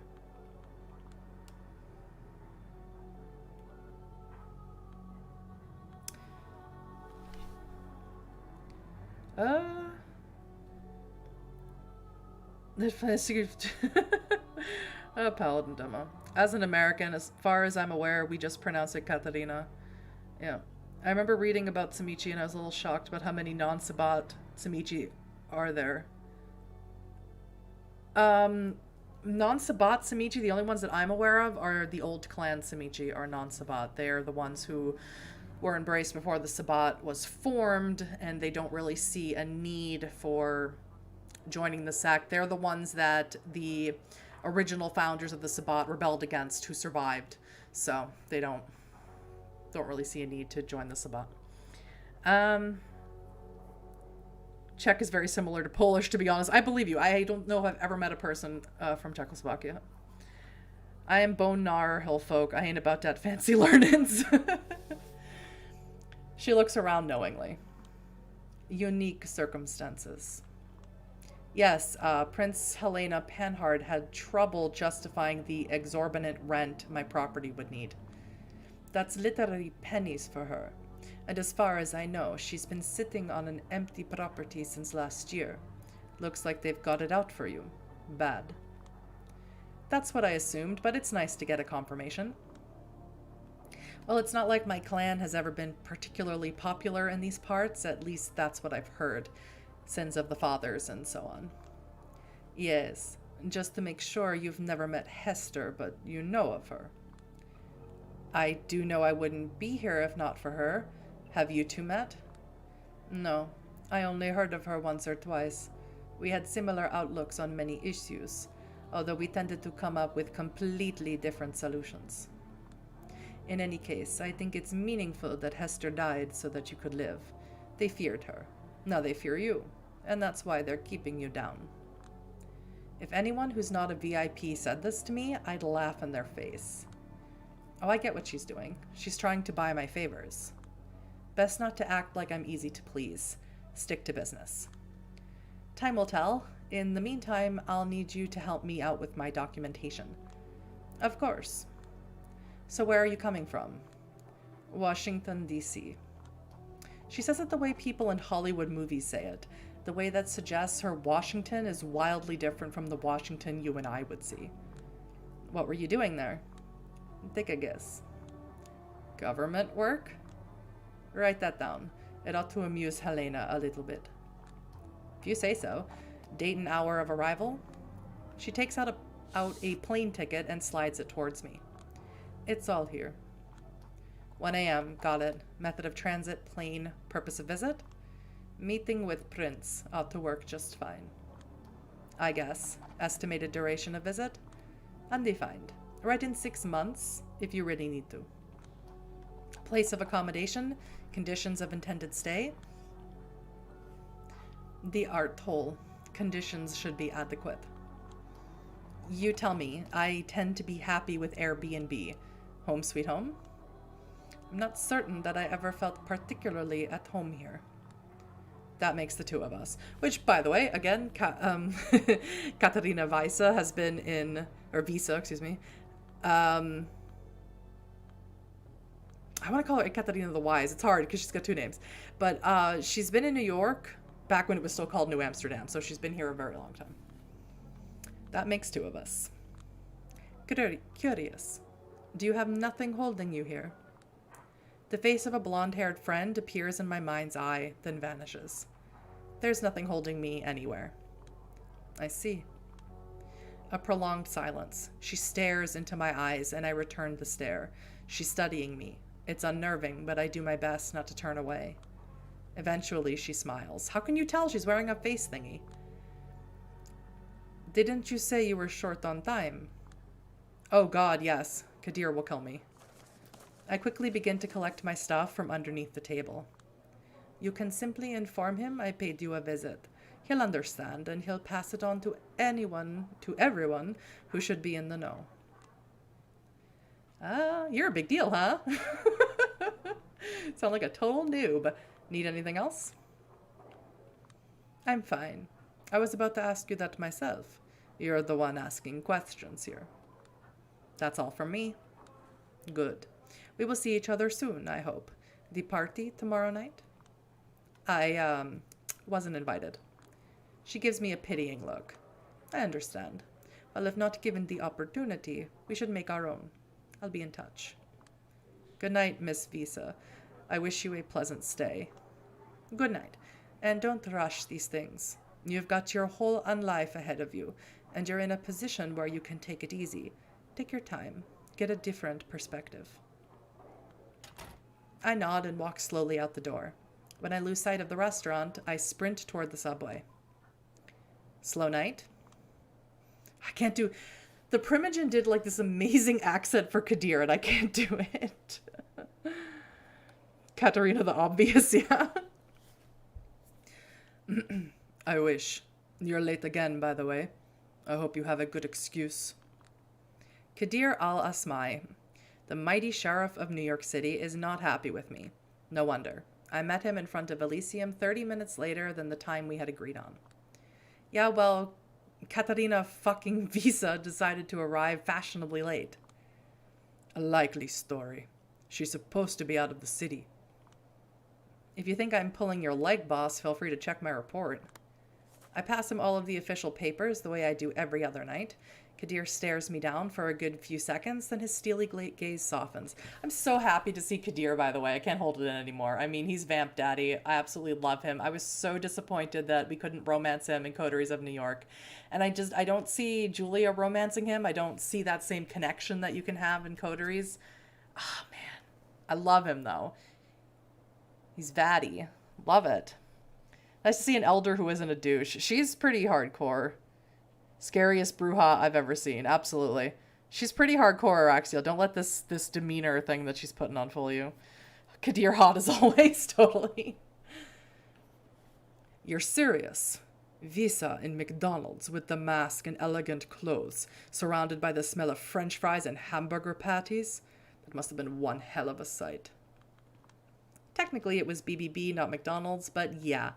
God, I made such a fool of myself. First thing I did, I quoted somebody calling her a weirdo. I wanted to die on the spot. Serves you right, you walking faux pas. I've been trying to teach you to control your tongue, but you never learn. It's a new gaffe every week with you. Still, there's good news and bad news. The good news is, Catalina has a fondness for vampires of humble beginnings. Beginnings is spelled wrong. Probably why she decided to see you in your, shall we say, natural habitat. She's one of those rich art scene assholes who seek out working class cred. I did say something about watching your tongue. The bad news is she's very astute, so she can recognize a moron like you straight away. You never stood a chance at impressing her. Oh, shut up. You still need me for anything here? I'll get on it straight away. I wouldn't be standing out here chatting with you if I hadn't taken care of my duties. 30 minutes is all it took to finish preparations for the big party. I'm about to see everyone off. Sorry. Couldn't be helped, I suppose. And it's more your loss than mine. I just wanted some company tonight, and you could really use the chance to appear here on official duties so everyone can get to know your face. Heaven knows your fast food job isn't going to get you anywhere. You need to, what do they call it, hustle? You don't need to tell me that, but it's not like being paraded around for a bunch of blue-blooded douchebags is. He somehow manages to give me a painful nudge in the back without so much as a hint of visible movement. Language, you fool. They're coming out. Just stand here in silence for 5 minutes and focus on not embarrassing yourself any further, will you? Got it.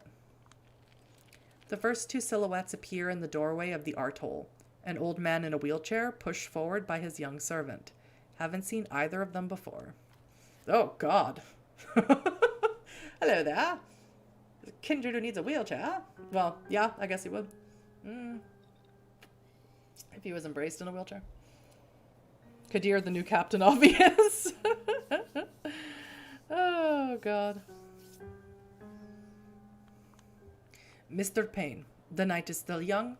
Hope you find the rest of it pleasant. Payne, the wheelchair. Heard about him. Addison Payne, one of the American Camarilla's main connections to the government and Wall Street. Disabled in quite a few ways, needs a servant to communicate. Okay, is he a Kindred? I think so, with the way his eyes looked.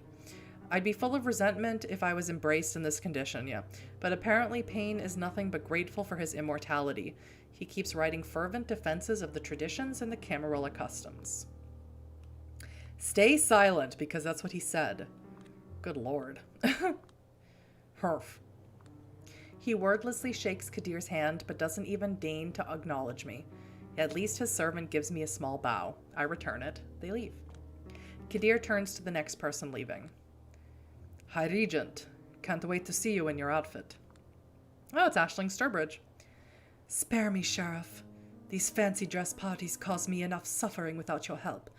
I can only hope you haven't conspired with Helena to embarrass me with this gift. She points to a shrink-wrapped set of clothes she's carrying inside her coat. Kadir smirks briefly. I didn't have to. As you well know, Prince Panhard displayed a considerable foresight in the matter of party planning. Yes, as if there's one thing she's deathly serious about, it's frivolities. A recognizably mortal quality, especially for a prince. We ought to celebrate it, not oppose it. Don't worry, Sheriff. I'm a big girl who knows her etiquette. I will play your game, amuse the crowd a little bit, and return to my study as fast as possible. Aisling Sturbridge, High Regent of the Chantry of the Five Boroughs, a hero of the Battle of New York, the biggest warlock in town. Could be a prince herself if she didn't have her eyes on a bigger prize. Also the person who, according to Beckett's Jyhad diary, outed Catalina Visa as a Catalina the Wise. As an infiltrator, so to speak.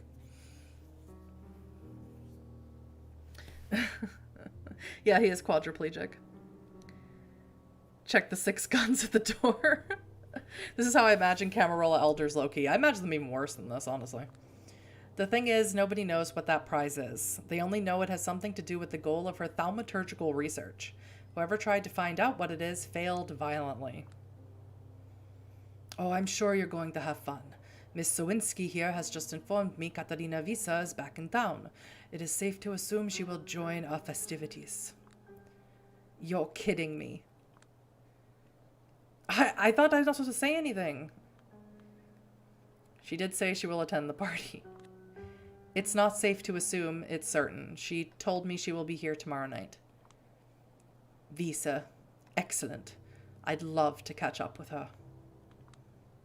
The barely concealed venom in her voice clearly suggests that in fact she'd hate to catch up with her. Yes, it looks like tomorrow night will be very special, but for now, I bid you adieu. And she's gone. Is there some kind of story between Aisling and Visa that I should be aware of? You could say that. High Regent Sturbridge once attempted to call for a blood hunt on Visa. Wow, why? I've heard 5 different versions of the story, and all of them seem plausible. Catalina's relationship with the city is odd, to say the least. But hush for now. He's obviously trying to kill the conversation, and the appearance of Thomas Arturo gives him a perfect way out. Okay, this is Thomas Arturo. This is spoilers for Coteries of New York. If you haven't finished the game, he is the main antagonist of Coteries, and he's an ass, and I hate him, and he's awful, and he killed Sophie, and I hate him. I hate him! Spies have entered the base. Mr. Arturo. Ah, Al Asmai. Keep up the good work, eh? Old sport. Of course. Thomas Arturo, an architect by trade, he's a herald, a member of Prince Panhard's inner circle, an eccentric whose thoughts seem to be 10 times faster than his words. I'm here too. I'm gonna say something to him because I don't give a shit. I hate that guy. Take care on your way home. To your haven, Mr. Arturo. Ah, yes, yes. He disappears into the night. Well, that was brief. Maybe I should stand in their way. That might force them to properly acknowledge my existence. You severely underestimate their dedication to ignoring whelps like you. And just in case you're serious, I beg of you, don't. I've been meaning to ask you this for a while now, but never had the opportunity. You really hate Arturo's guts, don't you? He carefully measures his diplomatic response. I have no strong feelings about Thomas Arturo whatsoever. Liar. Yeah, well, considering you're always listing positives about every local Camarilla representative under the moon, you might as well have called him a cunt. Language, whelp. And as for Arturo, I will share my opinion about him as soon as I come up with one that sticks for more than a week. A group of kindred emerge from the art hole, rushing towards the street. Only a noble-looking woman stops next to us. She's wearing a hijab, but curiously enough, doesn't hide her hair beneath it. Primogen.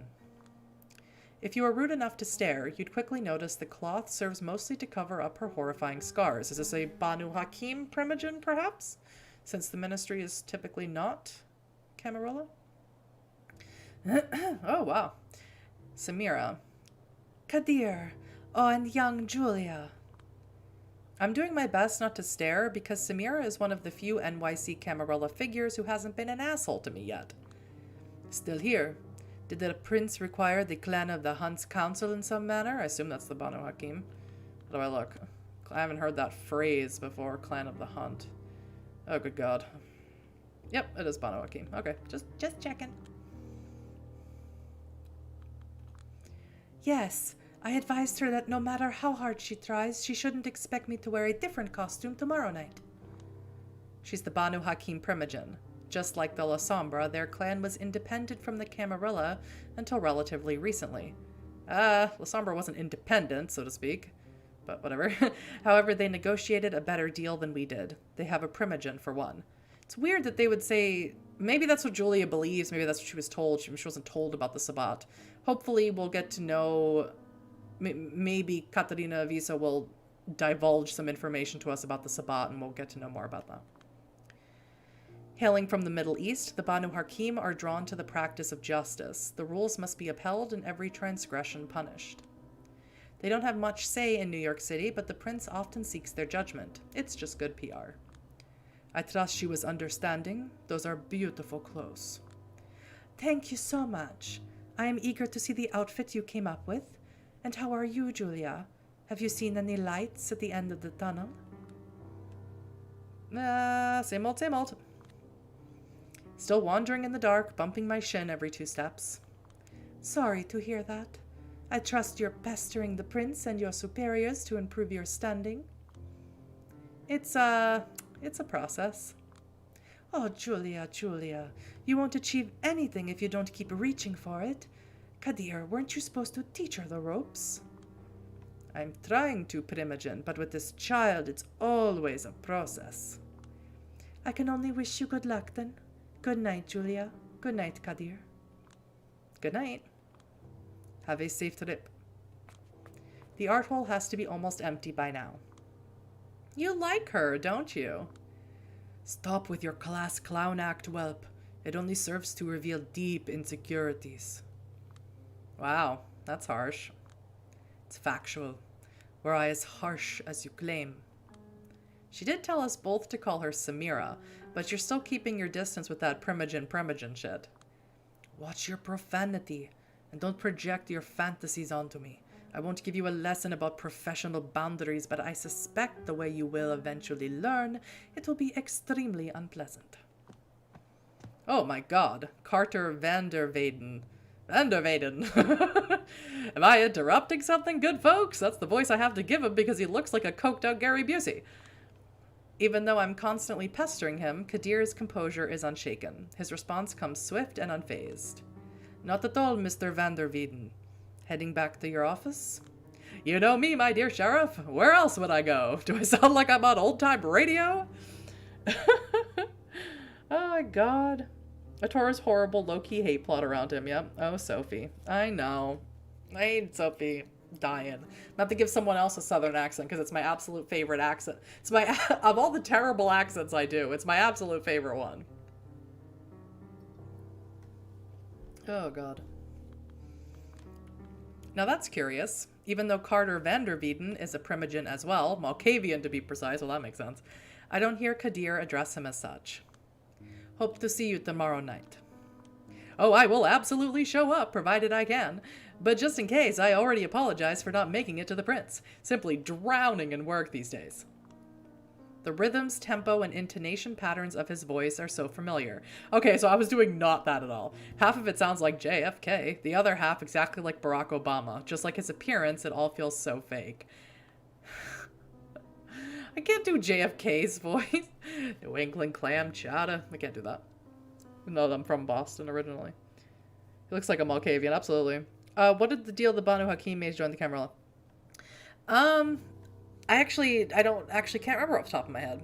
It's probably in the Camarilla book, in the V5 Camarilla book. The only thing I can remember at this moment is that the ministry were trying to get into the Camarilla at the same time as the Banuk Hakim, and the Banuk Hakim sort of sabotaged the ministry's meetings with explosives or something like that, and members of the Camarilla died, and they sort of blamed it on the ministry.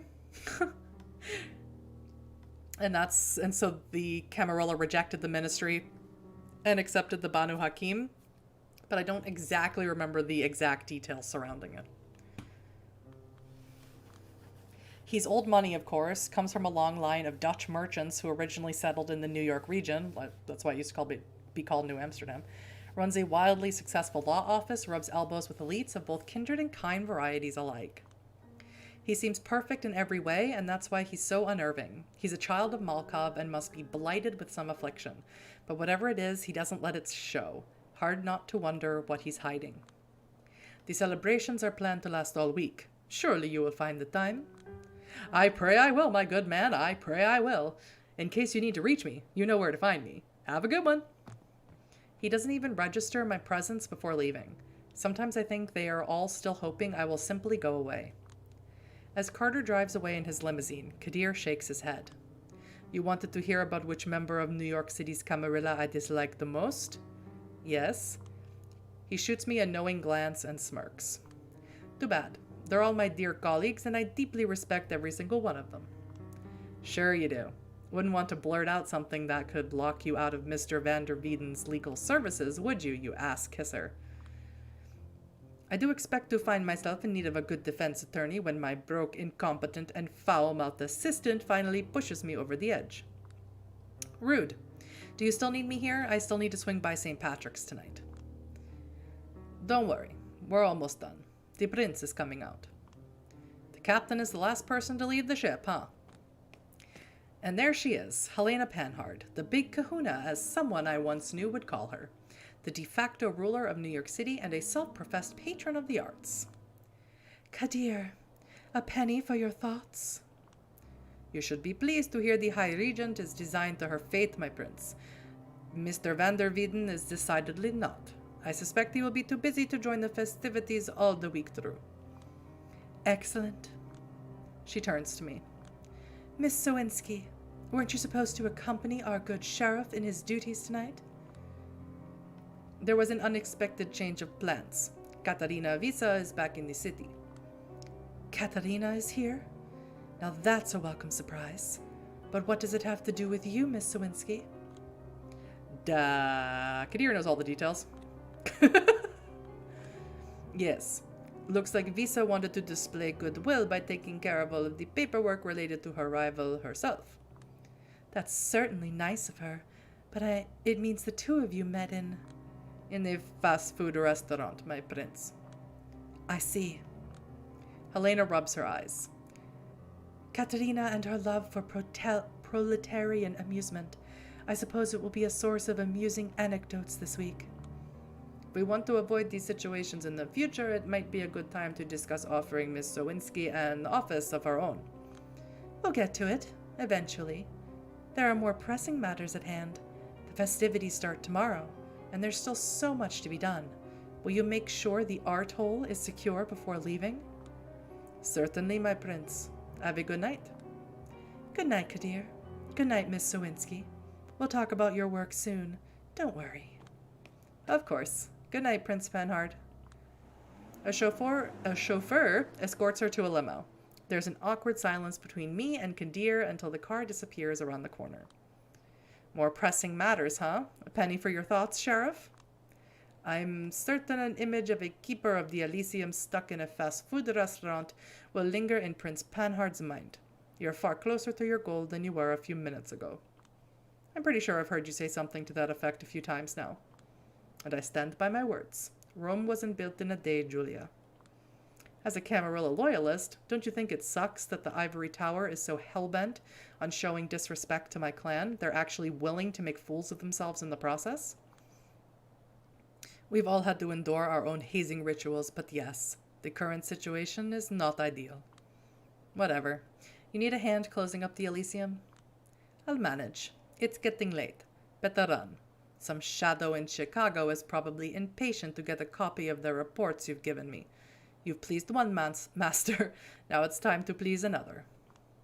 Yeah, here's the thing about working for two masters. Neither of them really thinks of you as their own. Not knowing how to reply, Kadir shrugs. I wave to him goodbye and head for the subway. Oh, Lord, that was a lot.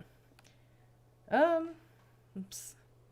Van der Wieden looks like he does coke every other time he can. Love your work with the voices? No, my voice work is atrocious. It's the worst accent work in the world. Soon means in a decade, yeah, absolutely. For Kindred, what is soon?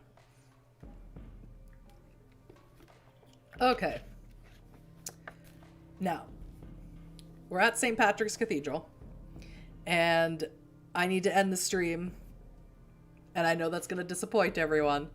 But I can't, it's a lot of reading, and eventually if you can hear my voice starts going, gets really raspy, and it kind of hurts a little bit to talk. So I'm actually going to save and exit the game. But I want to thank all of you. So this is so awesome. This is like the most people I've had at a live chat in a really long time. I absolutely love the game, and don't worry, I'm going to be streaming this game every night from 7 p.m. to 9 p.m. until we finish it. So I will be here every night to do this. Yeah, I wish I had all the time in the world to just stream, but I don't. I have other things I have to do. But you guys should know I am a hugely devoted fan to the World of Darkness, and I love Vampire the Masquerade.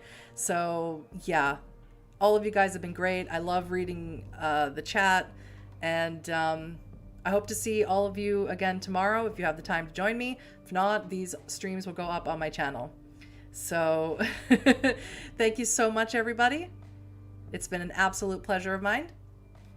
And yeah, I hope to see you all really soon.